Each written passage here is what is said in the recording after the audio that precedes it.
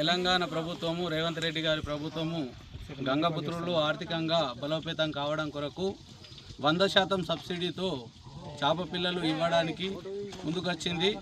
దాని విషయమై ప్రభుత్వ సలహాదారులు పెద్దలు సుదర్శన్ రెడ్డి గారి ఆదేశాల మేరకు నబీపేట మండలము నిజాంపూర్ గ్రామ చెరువులో చేప పిల్లలు వదలడానికి డిపార్ట్మెంట్ వారు వచ్చి మా గ్రామానికి 36,000 పైచిలకు చేప పిల్లలను పోయడం జరిగింది.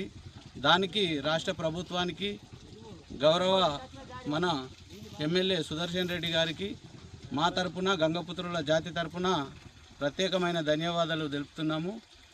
జై గంగపుత్ర. నమస్కారం. నిజాంపూర్ గ్రామంలో ప్రభుత్వం తరపున మత్స్యశాఖ తరపున గంగపుత్రులకు ఈ ఉచితంగా చేప పిల్లలని సరఫరా చేయడం జరిగింది.